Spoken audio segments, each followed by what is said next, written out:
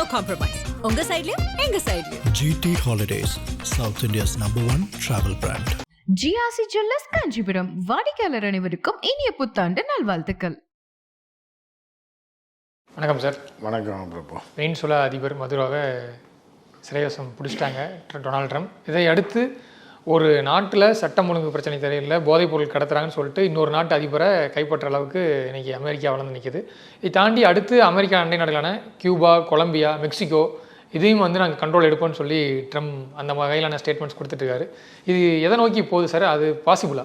ட்ரம்ப்புக்கு கெட்ட காலம் ஆரம்பிச்சிச்சு அப்படின்னு தான் நம்ம பார்க்க முடியும். ரெண்டாவது என்ன அப்படின்னு பார்த்தா, இப்போது முதல்ல அப்புறம் ஐநான்றது எதுக்கு இருக்குன்னா, அது புல்லு பிடுங்க கூட இல்லைன்றது ஏற்கனவே இஸ்ரேல் விவகாரத்தில் தெரிஞ்சு போச்சு. ஐநான்றது ஒரு டுபாக்கூர்ன்றது, அதில் வேலை பார்க்குற ஆட்கள், அதோட இப்போ லாபி பண்ணுறவன் எல்லாமே டுபாக்கூர்ன்றது. அதில் இஸ்ரேல் விவகாரத்தில் உச்சகட்டமாக இப்படி போனால் எப்படிலாம் பண்ணுவாங்கன்னா, ஐநா செயலிலேருந்து கையாளாகாததுக்கு போயிடுச்சு. ஐநா இப்போ எதுக்கு இருக்குது அப்படின்னா, ஒன்றத்துக்கு ஆகாதவனை மிரட்டுறதுக்கும், எங்கேயாவது சும்மா ஒரு டுபாக்கூர் நாட்டில் ஏதாவது ஒரு அதிபர் மட்டும் ஏதாவது சேட்டை பண்ணிகிட்ருக்கான்ற மாதிரி அவனை இது பண்ணுறதுக்கும் அது மட்டும்தான் ஐநா பயன்படுன்ற மாதிரி ஆயிடுச்சு. ஸோ இப்போ ஐநா ஒரு வெத்து வேட்டுன்றது ப்ரூவ் ஆயிடுச்சு. ஒன்று. ரெண்டாவது அமெரிக்கா இந்த வேலையை நீண்ட நாளாக செஞ்சுட்டு இருக்கு. இடைப்பட்ட காலத்தில் செய்யாமல் இருந்தது. இப்போ அண்டை நாடுகளில் இந்த மாதிரி எதுவும் பெருசாக அங்கே பண்ணல. கியூபாலெலாம் ஒன்றும் பண்ண முடியல, அவங்க 75 வருஷமாக பண்ண முடியல. இப்போ சில நாடுகள் என்ன இருக்குது அப்படின்னா, அதில் இப்போ இங்கே ஏன் புரட்சி வெடிக்கலை அதிபரை தூக்கிட்டு போனதுக்கு, அது ஒரு முக்கியமான காரணம் இருக்குது. இப்போ மதுரோ என்ன அப்படின்னு பார்த்திங்கன்னா 20 வருஷமாக ஆட்சியில் இருக்கார். ஆனால் என்ன அப்படின்னா, அமெரிக்கா எண்ணெயை விற்க விடலை. அவங்க அதாவது உலகத்திலே அதிகப்படியாக க்ரூட் ஆயில் கிடைக்கிற இடம் வெனிசுலா தான். 303 பில்லியன் பேரல் வருஷத்துக்கு எடுக்கலாம்.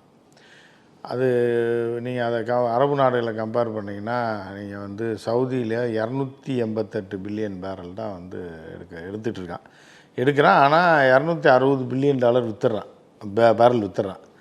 ஆனால் இங்கே 303க்கு மேலே 304 பில்லியன் பேரல் உற்பத்தி பண்ணக்கூடிய சக்தி இருந்தாலும் 5 பேரல் 6 மில்லியன் பேரல் தான் விற்க முடியுது. அதுவும் ஒரு க்ளோஸாக இருக்கிற சைனாக்கு அவங்களுக்கு தான் விற்க முடியுது. அதே வெறும் 60 பில்லியன் பேரல் தான் உற்பத்தி செய்யக்கூடிய ரஷ்யா 120 பில்லியன் விற்கிது. இவங்கள மாதிரி ஆள்கிட்ட வாங்கி விற்றுக்கிட்டு இருக்கான். ஸோ இப்படி உலகம் பூரா அந்த எண்ணெய் வியாபாரத்தில் இருக்கிறதுன்றது எல்லாம் பொதுவாக தெரிஞ்சது. இதில் என்னென்னா, அவனை விற்க விடாமல் அழிச்சதில் என்ன ஆச்சுன்னா, உள்நாட்டு மக்களுக்கு மதுரோ உள்ளுக்குள்ளே பெரிய எதிர்ப்பு இருக்குது. உள்ளுக்குள்ளே எதிர்ப்பு இருக்குது. என்ன காரணம்னா, இவங்க நசுக்கிறான்னு சொல்லி அதை சரியான ஒரு ராஜதந்திர ரீதியில் நடவடிக்கை எடுக்காமல் அமெரிக்கா எதிர்ப்பு அப்படின்ற ஒன்றை மட்டும் வச்சு நடந்ததுன்னா, அப்போ 2-3 ஜென்ரேஷனே போயிருதில்ல. கிட்டத்தட்ட 20 வருஷமாக பவரில் இருக்காருன்னா அடுத்தடுத்து அந்த 20 வருஷம் அதுக்கு முன்னாடி யூகோ சாவோஸ் இருந்த காலத்துலேயும் சரி, அது ஒரு 20 வருஷம். இப்போ 40-45 வருஷமாக அந்த மக்கள் வளர்ச்சியே இல்லாமல் ஏதோ இருக்கிறத வச்சு உருட்டி சாப்பிட்டுக்கிட்டு ஓட்டிக்கிட்டே இருக்காங்க. ஏன்னா அவங்க தான் உலகத்திலே இப்போ ஒரு டாப் 5 பணக்கார நாட்டில் ஒரு நாடாக இருந்திருக்க வேண்டிய வெனிசுலா இன்றைக்கி எப்படின்னா பிச்சைக்கார நாடோட கொஞ்சம் தான் மேலே இருக்குது. ஸோ அந்த அதிருப்தி அங்கே உள்ள மக்களுக்கு இருக்குது. சரி, சில பேர் நினைப்பான்ல, சரி அமெரிக்கா எடுத்து விற்று தின்னுட்டா கூட நம்ம சந்தோஷமாக, அப்படி ஒரு குரூப் இருக்காங்க. நம்ம சந்தோஷமாக இருக்கணும், யார் அழிஞ்சா என்ன, நாடு வியாபாரம் ஆனால் போதும், வருமானம் வந்தால் போதும், நம்மளும் எப்போ நல்ல வாழ்க்கை வாழ்கிறது அப்படின்ற மக்களும் கிட்டத்தட்ட ஒரு 40% இருக்காங்க இங்கே வெனிசுலாவில்.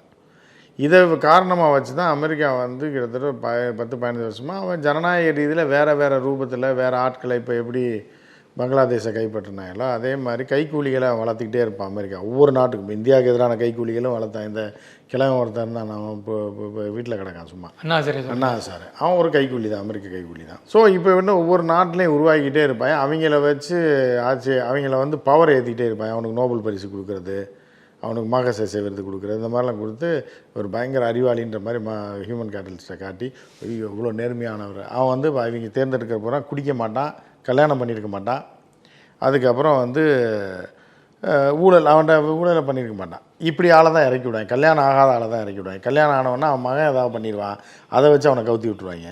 அதனால் இந்த மாதிரியான ஆட்களை தான், இல்லை கல்யாணம் ஆகாத பொம்பளை, இவங்கள தான் செலக்ட் பண்ணுவாங்க. இப்போ நேபாளில் ஒரு கிளவியை செலக்ட் பண்ணாங்க. அந்த கிளவி இப்போ என்ன மாற்றம் புரட்சி பண்ணாங்க, இல்லை என்ன மாற்றம் பிடிங்கிட்டாங்க. இந்த முட்டாள் பசங்க இருக்காங்க 2K கிட்ஸு, இவங்க தான் புரட்சி பண்ணான். பாதி பேர் செத்தது தான் மிச்சம். இப்போ என்ன பாலுந்தேன்னு ஓடுதான் நேபாளில்? கிடையாது. அவனை எதிர்த்துட்டான். அந்த சில வெப்சைட்டுகளையும் சோசியல் மீடியாவையும் அதாவது கண்ட்ரோலில் எடுக்கணும்னு பார்த்துச்சு அந்த கவர்மெண்ட்டு. ஒரே நாளில் அழிச்சிட்டாங்க. இல்லை அழிச்சிட்டு ஒரு கிளவியை கொண்டாந்து நடுமனையில் உட்கார வச்சிட்டாங்க. அவள் யாருன்னா அவள் ஜட்ஜாக இருந்தவள் சுப்ரீம் கோர்ட்டில். அவள் ஏற்கனவே அமெரிக்காவோட கைக்கூலி. நீங்கள் அவளோட பேக் ஸ்டோரி எடுத்து பார்த்தீங்கன்னா 30 வருஷத்துக்கு முன்னாடி அமெரிக்காவில் போய் படிச்சிருந்துருப்பாள். அவங்க தான் வளர்த்து இங்கே கொண்டு வந்து விட்டுருக்காங்க. அதே மாதிரி இவன் விசக்கிழமை இருக்கான் பாருங்கள், யார் இந்த பங்களாதேஷில் கேர்டேக்கர் கவர்மெண்ட்டில் இருக்க யூனுஸ். இவன் ஒரு சதிகார சூனிய கிழமை. இவனே அவங்க தான் வளர்க்குறாங்க. கரெக்டாக கொண்டு வந்து அவனை உட்கார வச்சிட்டாங்க. அதே மாதிரி தான் அங்கேயும் பண்ணாங்க. ரைட்டா? அங்கே வந்து என்னென்னா மெக்காடோன்னு ஒரு லேடி, அவளை வந்து என்ன பண்ணாங்கன்னா, அவள் வந்து அங்கே படித்தவ தான், இங்கே ஏல் யூனிவர்சிட்டியில் படித்தவன். சின்ன வயசுலேருந்தே அவளை வளர்க்குறாங்க. எப்படியா ஒரு நாளைக்கு இவளை பில்டப் கொடுத்து கொண்டு வந்து அந்த நாட்டோட அதிபராக்கி டோட்டலாக தூக்கிடலான்னு பார்த்தாங்க. ஆனால் அவங்க ஹியூகோ சாவஸ் காலம் முடிஞ்சதுக்கப்புறம் விடவே இல்லை. மதுரை வந்ததுக்கப்புறம் விடவே இல்லைன்னொடனே அவளை கூட்டிகிட்டு போய் நோபல் பரிசு கொடுத்தாங்க 10 நாளைக்கு முன்னாடி. போன எலெக்ஷன் அவளை இறக்கி விட்டாங்க, மக்கள் தோக்கடிச்சிட்டான், ஓட்டு போடல அவளுக்கு. உடனே அவள் தலைமறைவாயிட்டான். அவளை அமெரிக்கா கைக்குள்ளின்னு தெரிஞ்சோடனே கொள்றதுக்கு ட்ரை பண்ணாங்க, தேடினாங்க. அவள் தலைமறைவாகவே அந்த நாட்டில் வாழ்ந்துட்டு இருந்தாள். கடைசியில் அவளுக்கு இப்போ இந்த விருதை கொடுத்தாரு. இப்போ அவளை தான் அடுத்த பிரசிடென்ட் ஆக்குறதுக்கு பிளான் பண்ணிகிட்டு இருக்காங்க. இப்போ அவள் அமெரிக்காவில் இருக்கான். சரியா? இப்போ பீஸுக்கான நோபல் பிரைஸ் கொடுத்தாங்களே. ஆமாம், எதிர்கட்சி தலைவர். ஆமாம், அவள் தான் மெக்காடோ. அவன் வந்து என்னென்னா அப்போ அங்கே ஒழிச்சிருக்கா. சரி, அப்போ அவளை வச்சும் காய் நகர்த்த முடியல. கடைசியில் பார்த்தாங்க, சரி உள்ளே இறங்கி தூக்கிடு, இதுக்கு மேலே 20 வருஷம் 25 வருஷமாக வெயிட் பண்ணிகிட்டு இருக்கோம், ஒன்றுமே பண்ண முடியல. அந்த மக்கள் வந்து இந்த கவர்மெண்ட்டுக்கு லெஃப்டிஸ்ட் கவர்மெண்ட்டுக்கு ஆதரவாக இருக்காங்கன்னொடனே அதில் ஒரு 30-35% பேர் வந்து இருப்பான்ல, தற்கூரி இருப்பான், சுயநலவாதி இருப்பான். சரி, அமெரிக்கா உள்ளே வந்துச்சுன்னா நம்ம கார் பங்களான்னு வாழலாம்ல, என்ன விற்றுட்டோம்னா அடுத்த செகண்டு மல்டி-க்ரோர் மில்லியனர் ஆகிடுவாங்க. அமெரிக்கா 80% அடிச்சுட்டு மீத எச்ச துண்டை 20% போட்டான்னா கூட பெரிய கோடீஸ்வரன் ஆயிடலான்ற குரூப் இருக்காங்கல்ல, அவங்களெல்லாம் திரட்டி இப்போ அழகாக வந்து இருக்கிற இடத்த தேடிக்கிட்டே இருந்தாங்க. கரெக்டாக கண்டுபிடிச்சி எந்த டைமுக்கு எங்கே இருக்காருன்னு கரெக்டாக அவ்வளோ பெரிய சிஏ வந்து முடிச்சிட்டாங்க. ஆளை வந்து பொண்டாட்டியோடு தூக்கிட்டு போயிடுங்க. இல்லை சார், இப்போது ட்ரம்ப் பிடிச்சதுக்கப்புறம் என்ன சொன்னார், ஒரு ஸ்டேட்மெண்ட் கொடுத்தாருன்னா, அடுத்த அதிபர் நியமிக்கிற வகையில் வெனிசுலாவுடைய அட்மினிஸ்ட்ரேஷனை யூஎஸ்ஏ மேற்கொள்ளுன்ற வகையில் அது எந்த அளவுக்கு எப்படி இருக்குன்னு பாருங்கள். நீ யார் முதல்ல? நீ ஒரு நாடு, அவன் ஒரு நாடு. அவனுக்கு உனக்கு பிடிக்கலன்னா நீ வந்து இது பவர் இருக்குது, உன்ட்ட இராணுவ பலம் இருக்குன்றக்கா ஒருத்தனை போய் தூக்குனா அப்போ மன்னர் ஆட்சிக்கு இதுக்கு என்ன இருக்குது? மறைமுகமாக மற்ற நாடுகளில் சிஏ போய் விளையாடுன்னு கேள்விப்பட்டிருக்கோம். ஆனால் இது நேரடியாக டைரெக்டாகவே போய் டேக் ஓவர் பண்ணுறது வந்து அதான் முடியல. அவங்களால அறிவுபூர்வமாக அவங்களால ஜெயிக்கவே முடியல, நரித்தந்திரத்துலேயும் ஜெயிக்க முடியல. கடைசியில் ஆயுதத்தை வச்சு ஆளை தூக்கிட்டு வந்துட்டாங்க. ஸோ இது வந்து அந்த உள்நாட்டில் யூகோ சாவஸும் சரி, இப்போ இவர் மதுரோவும் சரி, நல்லாலாம் கெட்டாலான்றது வேறு விஷயம். அது அவன் நாட்டு பிரச்சனை. அது மட்டும் இல்லாமல் இப்போ வந்து பக்கத்தில் இருக்க மெக்சிகோ, கொலம்பியா, ஆமாம், இதையும் வந்து மாட்டிகிட்டு இருக்காங்க. கியூபா வந்து அடங்கவே இல்லை. கியூபா வந்து ஏற்கனவே கியூபாட்ட அடிபட்டு தான் ஓடினாங்க, அடியோடு விரட்டி விட்டு தான் ஓடி வந்தாங்க. இது தொடர்ந்து வந்தால் எல்லோரும் சும்மா இருக்கு. எல்லா கண்ட்ரிக்கான மானம் கெட்டவனாக இருக்க மாட்டான், எல்லா கண்ட்ரியும் சும்மா இருக்காது. திருப்பி மீண்டும் அமெரிக்காவுக்கு அழிவு தான். நீ எவ்வளோ ஆட்டையை போடணும்னு நினைக்கிற அதை விட டபுள் மடங்கு நீ செலவு பண்ணுற மாதிரி ஆயிடும் இராணுவத்துக்கு அப்படின்ற எச்சரிக்கையை பல நாடுகள் கொடுத்துருக்கு. ஸோ அடுத்தடுத்து இறங்குனா எங்கேயாவது அடிவாங்க. நார்த் கொரியாவோட ஸ்டாண்டர்ட் என்னவா சார் இருக்குன்னா, இப்போ நீங்கள் மிசைல்ஸ்லாம் விட்டு எச்சரிக்கை எடுத்திருக்காரு, 3ஆம் உலகப் போர் வரும் அப்படின்ற கிம் ஜாங் உன். நார்த் கொரியாவெல்லாம் அவங்க நெருங்க கூட முடியாது. நார்த் கொரியாவெல்லாம் அவங்க நெருங்க முடியாது. அவங்க வந்து என்னென்னா அமெரிக்காவில் எந்த பகுதியில் வேணாலும் அணு ஆயுதத்தை போடுறதுக்கு அமெரிக்கா அழிச்சு விட்டு போயிடுவாங்க. புரியுதா? அதனால் அந்த மாதிரி நாடுகள்கிட்ட மோத மாட்டாங்க. கிம் ஜாங் உன்னை தொட சொல்லுங்கள் பார்ப்போம், உள்ள இதே மாதிரி போகுது. பொருளாதார தடை மட்டும் தொடர்ச்சியாக போட்டு அதை பண்ணிகிட்டே தான் இருப்பாங்க. அவங்க வந்து என்ன பண்ணுறாங்கன்னா காசு இல்லாமல் இராணுவ பலத்தை பெருக்கலை. யாருன்னா ஹியூகோ சாவஸும் சரி, அதுக்கப்புறம் வந்து அந்த காலத்துலேயே இருக்காங்க, பின்னடைவாக தான் இருக்காங்க. ரஷ்யாவில் கொஞ்சம் ட்ரோனு வாங்கி வச்சு அதை வச்சு என்ன பண்ணி அமெரிக்கா ஒன்றும் பண்ண முடியாது. அமெரிக்கா ஒரு வல்லரசு, அவன்கிட்ட இல்லாத இதே கிடையாது. அதே மாதிரி இப்போ நார்த் கொரியாட்டெல்லாம் விளையாட மாட்டாங்க. இந்த கிம் ஜாங் உன் எச்சரிக்கை விடுத்திருக்காரு அமெரிக்காவுக்கு, 3ஆம் உலகப் போர் வெடிக்கும் இந்த மாதிரி பண்ணிகிட்டு இருந்தாருன்ட்டு. அதே மாதிரி ரஷ்யா, சைனாவும் அவங்க எதிர்ப்பை பதிவு பண்ணியிருக்காங்க. நம்ம பதிவு பண்ணியிருக்காங்க. அடுத்து வந்து ஆக்ஷனில் இறங்கினாலும் இறங்கிடுவாங்க. அடுத்தடுத்த நாடுகள்கிட்ட அமெரிக்கா இறங்குனா அது வேறு மாதிரி ஆக்ஷனில் போகிறதுக்கான வாய்ப்பு இருக்குது. ஏன்னா அடுத்து ரஷ்யாவை தான் கை வைப்பாங்க. புரியுதா அவங்களுக்கு? ஜெலன்ஸ்கி ஒரு ஸ்டேட்மெண்ட் கொடுத்துருக்காரு சார், இதே மாதிரி அமெரிக்கா வந்து ரஷ்யாவையும் கையாளணும், புதினா இந்த மாதிரி வந்து. ஏன்னா எங்கள் அண்ணன் நடுறா பார்ப்போன்னு இழுத்து விட்டு அவன் போயிடுவான், அமெரிக்கா அழிச்சு போயிடும். புரியுதா அவங்களுக்கு? ஸோ அதனால் அவன் ஒரு மெண்டலாக ஒரு நடிகர், காமெடி நடிகர். அவன்லாம் வந்து ஒரு நாட்டோட அதிபராக இருந்து என்ன பண்ண போகிறான்? இந்தியாவுக்கு மிரட்டல் இருக்காப்புல ட்ரம்ப். இந்தியாவுக்கும் லைட்டாக அவர் என்னை சந்தோஷமாக வச்சுக்க, ஏன்னா உனக்கு நான் வப்பாட்டியாது இந்தியா உன்னை சந்தோஷமாக வைக்கிறேன். கூடாயில் வந்து தொடர்ச்சியாக ரஷ்யா கிட்டேருந்து நீங்கள் வாங்கிட்டே இருக்கீங்க. இல்லை அதான் இப்போ என்னன்னா ட்ரம்ப் வந்து எல்லாத்தையும் ஒன்று சேர்த்து விட்றாப்புல, எல்லாம் வாங்க என்னை செருப்பால் அடிக்கன்னு. இதுதான் நடக்க போகுது. இப்போ என்னன்னா எல்லோரும் வந்து ஓ நீ அப்படி வர்றியா அப்படின்ட்டு நாங்கள் இப்படி வரோன்னு சொல்லுவாங்க. ரஷ்யாலாம் வந்து ட்ரம்ப் தொடவே முடியாது. ஏன்னு கேட்டால் ரஷ்யாவில் வந்து பிரசிடெண்ட் ஒரு குறிப்பிட்ட டைம் வரைக்கும் செயலிழந்திருந்தால்,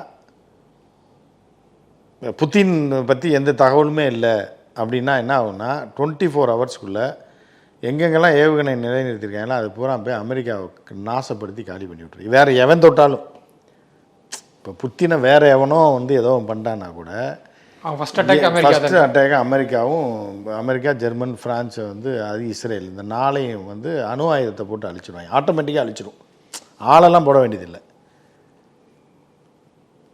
ஆட்டோவாக அலாரம் வச்ச மாதிரி தான். புத்தின் வந்து செயல்படலை, கமாண்ட் வரல அப்படின்னாலும் ஒரு குறிப்பிட்ட டைம் இருக்குது. அந்த டைம் கமாண்ட் வரலைன்னா அமெரிக்காவில் முக்கிய நகரங்கள் எல்லாமே அழிஞ்சு போயிடும். சார் ஆனால் இதை வந்து அர்ஜென்டினா, பிரிட்டன் நாடுகள்லாம் வரவேற்கிறாங்களே சார், பெனின்சுலாவை கைப்பற்றி அந்த அது பிரிட்டன் அவனோட கைக்கூலி தானே. பிரிட்டன்னா அமெரிக்காவுடைய கீப் மாதிரி தான், சொல்கிறத செஞ்சு தான் ஆகணும். அதனால் அவன் இருப்பான். அவங்க அர்ஜென்டினாக்கு என்னென்னா அவங்க லோக்கல் பக்கத்து பஞ்சாயத்து. இப்போ நமக்கு பாகிஸ்தானுக்கு வாக்கியாதாரா இருக்கலாம் அந்த மாதிரி.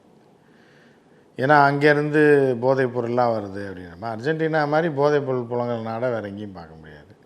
ஸோ அவங்க வந்து இங்கேருந்து வர்றதுனால அவன் மேலே காண்டில் இருப்பாங்க. ஆனால் இப்போ இந்தியாவுக்கு இதே போல் ட்ரம்ப் அவர்கள் தொடர்ச்சியாக இப்போ ஏஷியன் கண்ட்ரீஸில் பண்ணறதுக்கான வாய்ப்புகள் இருக்கான இந்தியாவுக்கு வந்து தொடர்ச்சியாக எச்சரிக்கை எடுத்துகிட்டே இருக்காரு. சின்ன நாட்டில் வந்து சின்ன நாடுகளில் போய் தூக்கிட்டு வந்துடலாம்.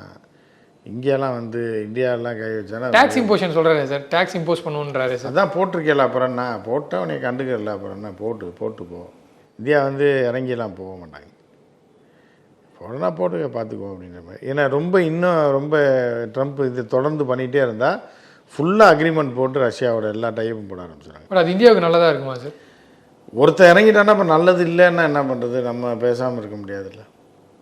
மோடி எனக்கு நல்ல நண்பர்னு சொல்கிறாரு ட்ரம்ப் அதே சமயத்தில். இல்லை அது சும்மா நக்கலுக்கு சொல்கிறது. என்ன 2 பேரும் ஒன்றா ஸ்கூலில் ஒரே ஸ்கூலில் படித்தாங்க, மஞ்சள் பை தூக்கிட்டு ஸ்கூலுக்கு போனாங்களா, சும்மா நக்கலுக்கு சொல்கிறது. ஸோ இதே போல் எல்லா பிராந்தியங்களையும் இப்போ வந்து யூஎஸ் பண்ண மாதிரியே இங்கே சைனா வந்து யூஎஸோட சம்பவத்துக்கு எதிர்ப்பு தெரிவித்தாலும் தைவானை வந்து பீஜிங் கீழே கொண்டு வருவோம், தொடர்ச்சியாக வந்து அது மேலேயும் வந்து ராணுவ நடவடிக்கை மூலம் இணைப்போம்னு சொல்லிட்டு ஜி ஜின்பிங் நியூ இயர் முன்னிட்டு அதாவது என்னென்னா தாய்வானும் அதாவது அதை வந்து அடுத்த சுதந்திரத்தில் தலையிடுற மாதிரி தான். தாய்வான் வந்து என்னென்னா சீனாவோடைய ஒரு பகுதியாக இருந்தது.